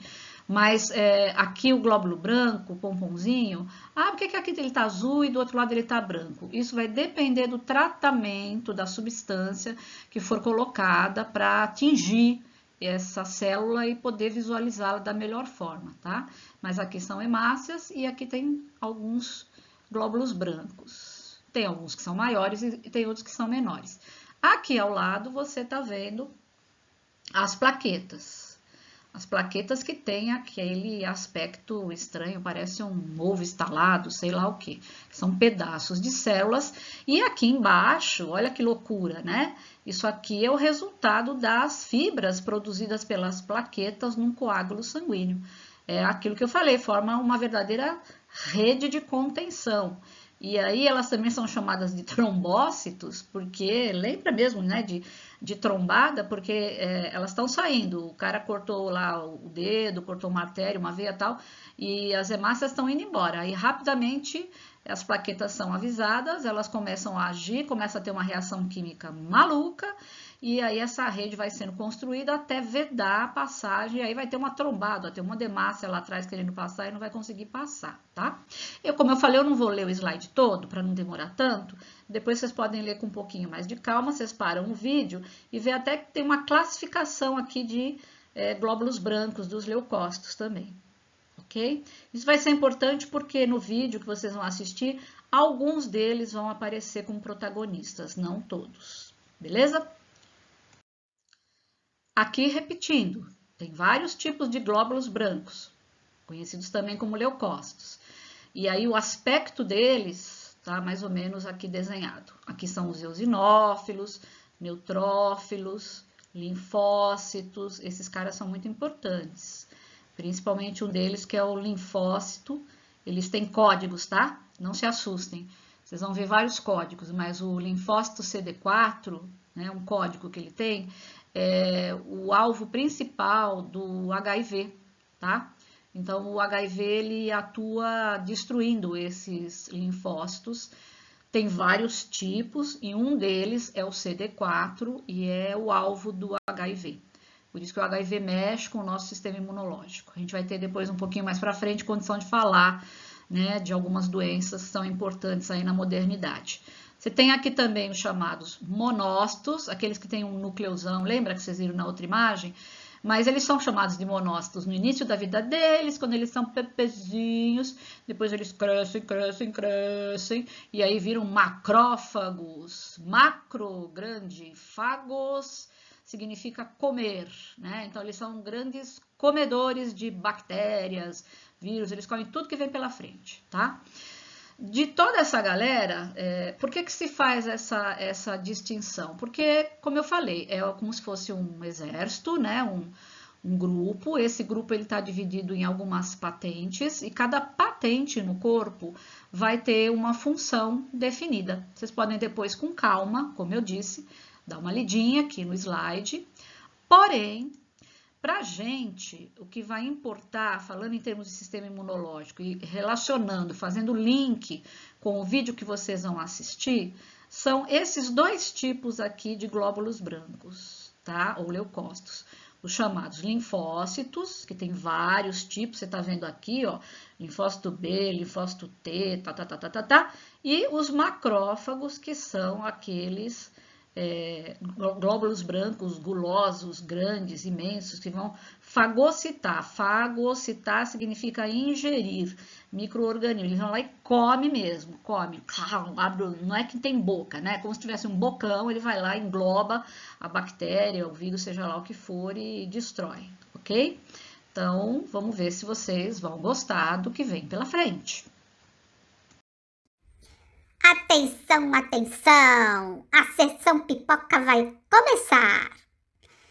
Vocês agora vão acessar o YouTube e lá vocês vão assistir na sequência 3 vídeos que a Pro Selmara pediu. Fluxo sanguíneo, invasão do vírus, que é o primeiro. Depois, a produção do soro no Instituto Butantan. E por fim, a vacina da gripe no Instituto Butantan. 3 vídeos curtinhos, da hora, bem instrutivos. Eu vou ficar por aqui comendo minha pipoquinha. Nham, nham, nham. Espero que vocês tenham gostado dos vídeos. Eles estão lá disponíveis, se você quiser assistir novamente, com calma. Mas eu sempre gosto de trazer uns resuminhos. Então, aqui tem um resumo sobre a produção de soro, ok? Então, lembrando que o soro é uma questão emergencial. É aquilo que a gente chama de imunização passiva. Você vai receber passivamente um monte de anticorpo que os nossos pobres cavalinhos, nós temos que hoje em dia reverenciá-los, né? Os cavalos é que são os responsáveis aí, no Butantan pelo menos, pela produção desses anticorpos contra uma série de venenos. Venenos de cobra, de escorpião, de aranha, e também outras toxinas de outros animais, lagarta, tem algumas lagartas que produzem venenos que são muito fortes e perigosos. Então, aqui tem um esquema geral sobre como isso acontece, que já foi falado bem rapidamente lá no vídeo, mas lembrar que o soro ele é importante numa situação emergencial. Se foi mordido por uma cobra, se for, por exemplo, uma coral, uma cascavel, que são as cobras mais peçonhentas que a gente tem aqui no Brasil, com um tipo de veneno chamado neurotóxico. Neurotóxico porque ele entra na corrente sanguínea, ele vai atacar o seu sistema nervoso e vai começar a criar o quê? Paralisia, ele vai paralisar os seus músculos e até ele chegar no diafragma. E se o seu diafragma paralisar, você tem uma parada respiratória, cardíaca e morre. E isso acontece num prazo muito curto, gente, de uns 40 minutos, 50 minutos, depende até da saúde da pessoa, da idade da pessoa, a criança é muito mais sensível. Então, quando acontece um acidente com cobra, aranha, escorpião, imediatamente você tem que ir para um hospital, porque os hospitais eles têm uma reserva, o Butantan produz e envia para os hospitais de todo o país, e às vezes até exporta. Então, você tem que imediatamente receber uma dose de anticorpos de cavalo e eles vão dar uma segurada na onda até o seu organismo conseguir ir reagindo aos poucos e produzindo seus próprios anticorpos contra aquele antígeno, tá? Que é o veneno. Então não dá tempo de, a cobra me mordeu, ou sistema imunológico, ó, recebi uma mordida de cobra, ela me injetou veneno, vamos produzir anticorpo. Não dá tempo, galera. Então a coisa tem que ser rápida, por isso que a gente fala que é uma imunização passiva, né? Você vai lá, você vai passar mal, mas eles já vão injetar o soro, ele já vai começar a agir, aí o seu corpo começa a reagir, produzir os seus anticorpos e você, se tudo der certo, você sai dessa. É diferente do que a gente vai falar, que é a questão da vacina. No caso das vacinas, as vacinas a gente chama de imunização ativa. Você também observou lá no vídeo de maneira rápida, aqui eu coloquei uma sequência de imagem de produção da vacina da febre amarela, mas isso ela é válida para todas as outras vacinas que são produzidas. Sempre é a mesma sequência. Você pega o vírus, que é o antígeno, você faz um tratamento no material genético dele, ele vai ficar, eu gosto de falar assim, ele fica meio morto-vivo, ele não vai te causar doença, ele vai ficar atenuado, essa é a palavra que se usa tecnicamente, né? Aí você também, a partir de hoje, vai reverenciar as galinhas. O Instituto Butantan, ele tem uma fazenda, ele cria galinhas numa condição especial, asséptica, tal, elas põem os ovos, esses ovos são fecundados, então dentro do ovo tem um embrião, quem vai receber uma pequena dose desse vírus é o embrião, o vírus atenuado vai se reproduzir dentro desse embrião, vocês viram lá que eles vão cortar aqui, né, o topo aqui da casca do ovo, vão extrair material, vão levar para um laboratório, fazer um tratamento e o que vai ter? Você vai ter um monte desses vírus atenuados, tá? E aí o que você vai injetar na pessoa? O vírus atenuado, que foi reproduzido dentro dos embriões. Então, agradecemos, portanto, aos cavalos e às galinhas por salvarem uma porção de vidas humanas. Então, você injetando um pouquinho desse vírus atenuado, morto-vivo, no seu corpo, você está sadio, você vai receber a dose e aí o seu corpo vai reagir gradativamente, vai produzir um anticorpo que vai combater esse vírus caso você venha ter contato com ele no ambiente. O grande problema da produção de vacina que vocês têm acompanhado do novo coronavírus é o mesmo problema de outros tipos de vírus, que é o vírus que a gente chama de RNA. Lá no 9º ano, isso vai ficar mais claro. Eu não vou me aprofundar o que é vírus de DNA, RNA agora, porque é muito cedo para vocês. Mas tem alguns vírus que sofrem mudança quando eles estão no ambiente. Por exemplo, ele entra dentro do seu corpo, o novo coronavírus, e ele tem cabelo castanho. Aí o seu organismo vai produzir anticorpos contra esse vírus de cabelo castanho. Aí esse vírus no ambiente, ele vai mudando, ele de repente bota uma peruca cor-de-rosa. E aí o seu corpo produziu produziu anticorpos contra o vírus de cabelo castanho, mas uma outra vez que você tiver contato com ele, ele não vai reconhecer, porque ele está com uma peruca cor-de-rosa, entendeu? Danado esses vírus, né? E aí o que acontece? Como que a gente faz para segurar e impedir que esses vírus se propaguem muito pela população? Tem que produzir vacina. Alguns tipos de vírus que não sofrem mutação, você toma a vacina uma vez na vida e não precisa tomar mais.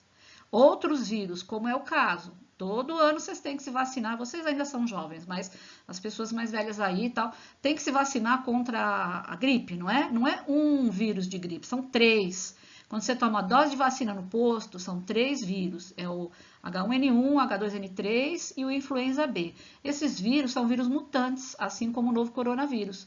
Então, eles entram no seu corpo de um jeito, seu corpo vai reagir, só que quando eles estão no ambiente, eles mudam, sofrem mutação, e se entrar, você vai ficar doente de novo. Daí, o que os caras fazem? Eles produzem uma vacina com os vírus que estão no ambiente naquele momento. Aí, no ano que vem, eles têm que produzir a vacina, fazendo uma adaptação para essas mutações que os vírus sofreram. Então, todo ano você tem que tomar vacina, que é o que vai acontecer com o novo coronavírus, né? O chamado SARS-CoV-2, que é o nome técnico dele. Todo ano você vai ter que tomar vacina contra esse cara aí, porque ele sofre mutação. Pra vocês terem uma ideia, nós temos 6 tipos de coronavírus, novo coronavírus já circulando na população. Então, daí a questão da vacina. E vacina é uma coisa que demora, gente. Cuidado com as fake news, mas eu acho que essas vacinas ficarão prontas aí para o começo do ano que vem. Até aí eu concordo com o pessoal da saúde. Esse negócio de corrida, um laboratório atrás do outro, muito cuidado, porque vacina é uma coisa difícil de ser produzida, né? O Instituto Butantan é uma instituição muito séria, eles estão prometendo aí para o começo do ano que vem, que eu acho que é o que vai acontecer. Antes disso, duvido muito. Então o negócio é se cuidar. E aí a gente agora vai para uma tabela. Vamos lá. Essa tabela aqui é simplesmente um resumo para vocês, tá?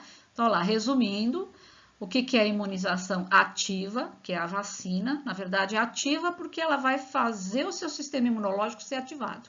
Você está sadio, vai tomar vacina, ele vai ser estimulado, ele vai ser ativado e aí você vai produzir os anticorpos. O que é uma imunização passiva? É quando você, por exemplo, recebe uma carga, né, de antígenos, de uma proteína tóxica, um veneno, alguma coisa assim, seu corpo não tem tempo de produzir rapidamente esses anticorpos, aí você recebe o anticorpo de um cavalo, que vai segurar a onda até o seu próprio corpo poder fabricar os anticorpos seus, ok? E aí a gente agora vai mudar de sistema. Vamos ver qual é o próximo sistema. Quer ir tomar um café, quer ir fazer um xixi, quer ir comer uma coisinha, um lanchinho, quer dar um tempinho, porque eu sei que a aula é bem longa. Mas lembra que isso é conteúdo de um mês inteiro de aulas de ciências. Então, para de reclamar e vamos estudar. E aí, pessoal? Espero que vocês tenham curtido a sessão pipoca. Muito boa, né? Muito instrutiva. Mas eu vou confessar para vocês, a gente agora vai mudar de tema. Nós vamos estudar um outro sistema, vocês vão descobrir qual é só olhar ao redor. Mas eu tô pensando em pedir aumento ou então eu vou pedir demissão do cargo, porque eu não aguento mais. Dá uma olhada na situação aí, ó. Eu não aguento mais ficar limpando xixi de cachorro. Eles são muito fofinhos, mas cachorrinho tem que ser educado, porque tem que fazer xixi no lugar certo. E sobra pra mim, né? Sobra pra mim o tempo todo. Fico limpando, tô ficando louco. Vou conversar direitinho, vou marcar uma reunião aí com a Procelmara. Agora é com ela. Beijo pra vocês, até mais. E aí, foi lá, deu um tempo, tomou um chazinho, foi no banheiro, comeu um lanchinho. E aí a gente vai para a parte final da videoaula. A gente vai falar do último sistema. Ele é curtinho, são poucos slides, é bem maneirinho, que é o sistema excretor. Antigamente a gente chamava de sistema urinário, também relacionado aos mamíferos, porque eu repito, nós somos mamíferos. Como nos outros, a gente começa falando da função desse sistema. Então, o órgão principal, os órgãos, que são dois, são os rins. É a filtração, é filtrar o sangue, mantendo no mesmo as substâncias essenciais e retirando os resíduos desnecessários. Estes últimos, junto com o excesso de água, formam a urina, conhecida no mundo do crime como xixi. Por isso que o Grácio tá louco lá, porque cachorro, quando é pequenininho, realmente faz muito xixi e deixa a gente meio maluco, né? Depois eles são educadinhos, aí eles se acostumam. A outra questão é fazer, como eu sempre faço, o reconhecimento desses órgãos. São poucos também. Tem um par de rins, um par de ureteres, a bexiga, que é um órgão único, e a uretra, que também é um órgão único. Bem curtinho. E por último, que é um pouquinho mais complexo, mas a Pro fez um esqueminha legal para você entender a fisiologia, o funcionamento desse sistema. Como a gente falou de filtro, na verdade, os rins, eles são aglomerados desses filtros, tá? Esses filtros, eles têm um nome, tá? Aqui o nome deles. Eles são microfiltros, são chamados de néfron, ou néfrons no plural. Cada rim tem 1 milhão desses microfiltros chamados de néfron, que você vai conhecer nas imagens que seguem. Para compreender a função, eu escolhi um pequeno artigo, que é da revista Super Interessante, que está bem resumidinho, não vou ler, para a gente também não demorar muito, né? Isso aqui fica para você depois com calma, olhar os detalhes, mas aqui você já tem a ideia de um corpo, você tem aqui o par de rins, são dois, você tem esses dois tubinhos saindo de cada um dos rins, que são os ureteres, a bexiga, e nos homens a uretra, que vai ser mais longa, porque é o canal que vai passar no interior do pênis. Nas mulheres a uretra é mais curtinha, porque a gente não tem pênis. Então, nos homens aí é um pouquinho diferente, é o tamanho dessa uretra. E também nos homens é importante lembrar que a uretra masculina ela é saída comum para dois sistemas. Pro sistema excretor, onde vai sair o xixi, a urina, e pro sistema reprodutor, onde vai sair o sêmen, que vem lá, né, dos testículos, vai passar por uma série de outros órgãos e vai se constituir enquanto um líquido repleto de células de reprodução, que são os espermatozoides. No caso da mulher, a mulher não, a mulher é mais divididinha, mais separadinha, mais organizadinha. A mulher tem a uretra, por onde só sai o xixi. E a parte reprodutora, ela tem o canal vaginal. Isso vai ser tema de sistemas futuros que a gente vai trabalhar. E a gente vai chegar lá. Então, aqui o reconhecimento, como eu gosto de fazer, eu pego algumas imagens da internet. Então, aqui é aquela imagem em 3D de um sistema excretor masculino.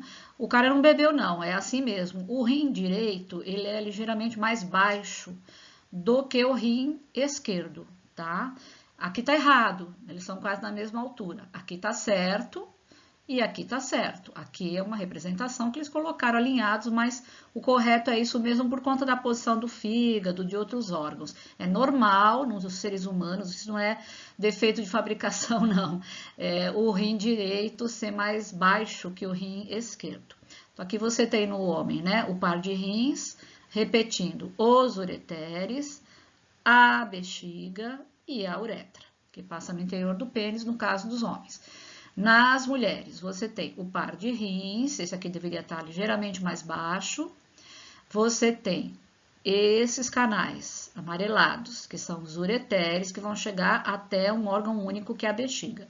E a uretra mais curtinha. Aqui é até interessante adiantar, porque a gente vai ter um capítulo para falar sobre isso, tem sobre os rins as glândulas chamadas supra-sobre-renais. Haha, facinho, né? Sobre os rins suprarrenais. A gente depois vai ver a importância delas quando falar de sistema endócrino.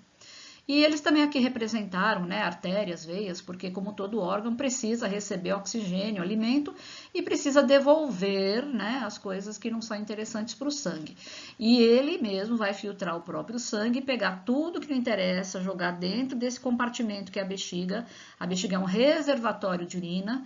De vez em quando você vai lá, né, no banheiro e solta tudo que seu organismo não precisa mais através do ato, né, de urinar. E aqui, por último, um modelo anatômico, né, que tira o sistema de dentro do corpo, mas, de qualquer forma, né, repete as mesmas estruturas. Aqui é o rim fechado, aqui é um rim cortado pela metade, sobre eles as suprarrenais, esses canais mais fininhos, os ureteres, que chegam até a bexiga, que é o órgão único, e aqui passaria atrás desse osso, esse aqui é o osso da pelve, né, da bacia, passaria a uretra, ok? Então, os órgãos são rins, ureteres, bexiga e uretra. Aqui um par, aqui par também, aqui órgão único e aqui órgão único. E olha aí que bonitinho, como não poderia faltar a sessão horror das aulas da professora Selmara. Tá aqui, olha, né, nas aulas de anatomia, na faculdade, né, eles mostram aqui direitinho, tiram o rim, mostram que é aqui um par de rins, né, o professor vai lá na bandeja, explica, faz os cortes, etc e tal. Se você pegar um só dos rins e partir pela metade, como você parte uma laranja pela metade, você vai obter essa imagem aqui. Aqui é um rim cortado pela metade. Então, você vê que ele tem uma parte mais vermelhinha, parte mais superficial, que a gente chama sempre de córtex, qualquer órgão, e a parte mais central, mais esbranquiçada, que a gente chama de medula. Aí eu vou pegar só uma parte, digamos que eu peguei só esta parte. E essa parte está representada aqui. Então, você vê a parte do córtex renal, a medula, e você vê esse canalzão saindo daqui, que é o ureter, ok? Aqui embaixo, uma peça anatômica, né, produzida em resina, onde o professor aí vai mostrar as estruturas, mas esse triângulozinho que eu coloquei aqui, tá? E que eu repeti aqui nesse rim que está cortado pela metade, e que eu ampliei aqui nessa última imagem, ele mostra que dentro desse triângulo, dentro dessa área, vocês estão percebendo esses tubinhos brancos e essas bolinhas brancas?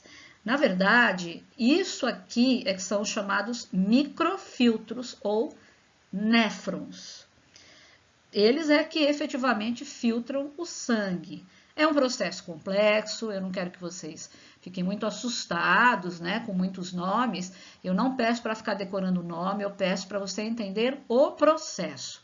Então, na próxima imagem, que vai te facilitar para resolver um dos exercícios da atividade, você vai olhar um esquema de como é que funciona o néfron, para entender como é que funciona o rim. Então, a gente vai pegar isso daqui na próxima imagem e vai ampliar. Parece, mas não parece, porque sempre ao vivo é diferente do que o esquema, né? A gente tenta fazer o que pode, mas é mais para o aluno entender, né? Você tá vendo esse monte de minhoquinha para cá, para lá, muda de cor, não sei o que, setinha para cá, números. O que a professora fez foi tentar fazer uma organização de uma sequência.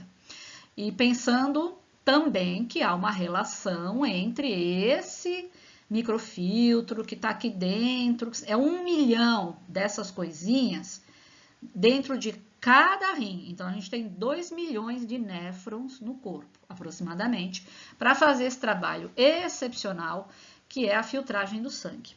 Como é que essa filtragem acontece? Ó, tudo aí tem nome, é o biologês, quem for fazer biologia, medicina, coisas dessa área, vai se acostumando, porque tem muito nome. E aí a gente aprende, sabe como? Repetindo, tá? Eu dou aula há 500 anos, então a gente sabe porque a gente olha, vê, fala, repete, e vocês que estão tomando contato podem ficar assustados. Então, daí a necessidade de ter um esquema didático para organizar isso na sua cabeça. Então, veja que eles têm relação com o sistema cardiovascular, né? Aqui nos rins entrará uma artéria, ó, a artéria ela vai trazer aqui sangue arterial, né? Lá do coração, que vocês viram lá no comecinho da videoaula. Esse sangue arterial vai chegar, vai entregar oxigênio, vai recolher gás carbônico, mas é um sangue cujo plasma está repleto de coisa que não interessa. Então, aqui o número 1 está dizendo que essa artéria aferente é a artéria que entra no microfiltro. Aqui dentro vai ter uma cápsula, tem nome, cápsula de Bowman. Esse bololô de vasos sanguíneos é o glomérulo de Malpighi. Toda essa estrutura a gente chama de corpúsculo renal. Ele vai dar um chupão no sangue, vai retirar desse sangue aquilo que não interessar. Então, olha lá, filtração glomerular, ok? Aí, essa filtração, ela vai levar o que interessa, o que é importante, para cá, para essa região. Então, o que for importante vai ser mantido aqui, tá? E aqui, quando ele leva esse chupão, tudo que não prestar no sangue vai passar para essa estrutura aqui, ó, túbulo contorcido proximal. Aí tem uma alça de Henle, tá aqui. Aí volta aqui, túbulo contorcido distal. Na verdade, tudo que não interessar vai vir para cá, tudo que interessar vai vir para cá. O que é importante passa por aqui, o que não é importante passa para cá. E esse passa para cá significa que ainda se sobrar alguma coisa que é importante, essa coisa ainda vai retornar para o sangue de uma certa forma, vai ser reabsorvido, né? A gente também não pode botar um monte de água para fora do corpo e morrer desidratado, então vai sofrer um processo de reabsorção. E aí, o que realmente, efetivamente, não interessar para o seu organismo, vai para o ureter. Do ureter vai para a bexiga e da bexiga vai para a uretra. Aqui em cima, como eu falei, esse sangue continua passando, ele chegou, entregou oxigênio, recolheu gás carbônico e foi embora. Então, o que era uma artéria virou uma arteríola, virou um vaso, né? Lembra? Um capilar. Esse capilar ficou todo enovelado aqui, dividiu o que não presta para cá, o que presta para lá, e esse capilar depois vai recolher daqui, né? Da estrutura toda do filtro, o gás carbônico e vai levar isso de volta para o coração através da veia renal. Gente, é isso. O sistema excretor, basicamente, a parte de fisiologia é a parte mais importante que tem. Entender como é feito o processo da filtragem. Tem toda uma sequência numérica e, como eu falei, o importante é entender esse caminho. Ó, número 1, passa aqui, o que presta, né? O que permanece no sangue, inclusive a quantidade de gás carbônico é retirada e vem para cá.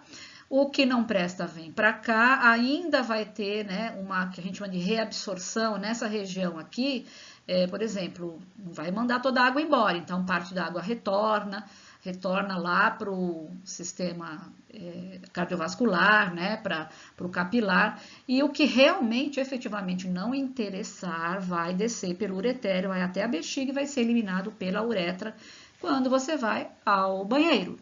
E assim a gente finaliza a nossa videoaula. Quem não fez o lanchinho provavelmente assistiu essa finalização e deve estar morrendo de vontade de ir ao banheiro e fazer xixi. Então vai lá, descansa, faz tua atividade e qualquer coisa escreve para a professora Silmara. Eu tô aqui, eu sei que às vezes eu demoro um pouquinho para responder, porque é muita coisa, preparar a videoaula, preparar a atividade, receber a atividade, corrigir a atividade. Mas a gente vai sobreviver, tá? Um grande beijo para vocês. Eba! Boa notícia! Quem não chora não mama. Pedi aumento e a professora Silmara me deu um aumentão. Então eu tô aqui fazendo continhas para ver o que eu vou fazer nas minhas férias no ano que vem, quando passar essa loucura dessa pandemia. E vou aproveitar também para beber muita água, que é bom para a saúde, para fazer um cafuné na gatinha da Procel, que é a Sofia. E não esquece de usar essa máscara e de lavar direitinho as mãos, porque o danado do vírus ainda tá aí. Vejo vocês no próximo capítulo. Não percam. Beijoca do Guacho!